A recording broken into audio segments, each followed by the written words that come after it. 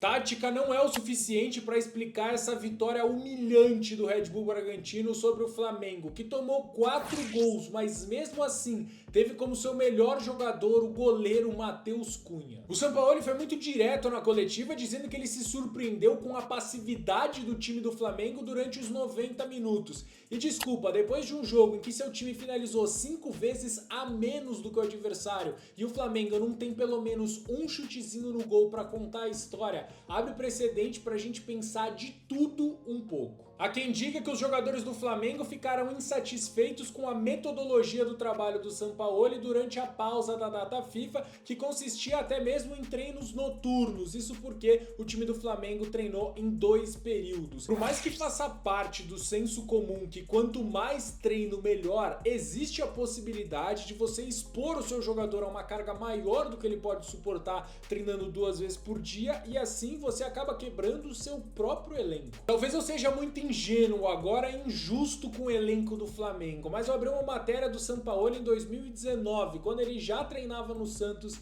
em 2 períodos. Ele é um técnico velho de guerra, a verdade é bem essa, o Sampaoli tá no futebol há muito mais tempo do que eu me entendo por gente, e eu acho impossível que ele tenha estourado os jogadores do Flamengo. E vamos falar o português bem claro aqui, jogador nenhum de qualquer clube do mundo tem que gostar do método do treinador e jogar de acordo com isso. O jogador, como comandado, tem que respeitar o seu comandante. Ou será que a gente vai voltar a falar que o problema do Flamengo é o treinador? Vários e vários técnicos já passaram por lá desde a saída do Jorge Jesus, e esse elenco estrelado que se acha maior do que o próprio clube derrubou pelo menos a metade deles. Já é a 3ª vez só esse ano que o Flamengo sofre 4 gols em uma única partida, só que existe uma diferença muito grande dessa partida aqui contra o Palmeiras para as outras 2 que o Flamengo sofreu 4 gols na final do Campeonato Carioca contra o Fluminense e agora mais recentemente contra o Bragantino. Nesses 2 últimos jogos o Flamengo simplesmente não competiu.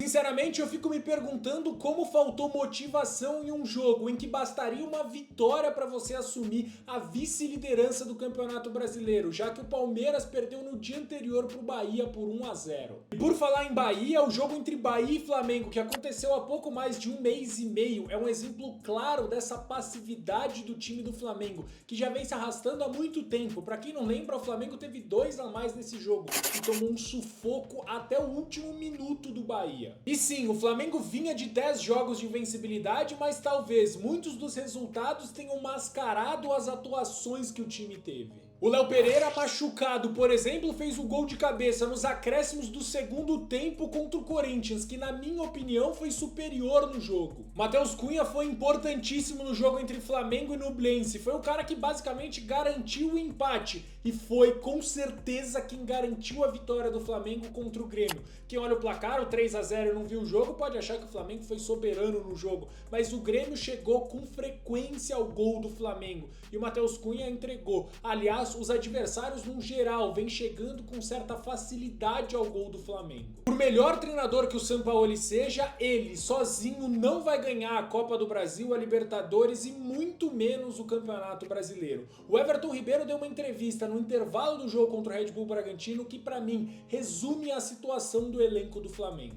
Cada um tentando resolver sozinho porque um não ajuda o outro, não tá aparecendo. Eu garanto que o sucesso fica muito mais longe quando você tem uma diretoria tão amadora quanto a diretoria do Flamengo, que tem Marcos Braz, Landim e todos esses caras que aparecem só na boa, né, que é uma máxima dessa diretoria do Flamengo. Na ruim eles somem, quando tá levantando taça eles estão ali, estão gritando Real Madrid, pode esperar, a sua hora vai chegar e todas essas coisas. E do outro lado você tem um grupo de jogadores que não é coeso, um grupo de jogadores que faz picuinha com um, com o outro e principalmente picuinha com o treinador.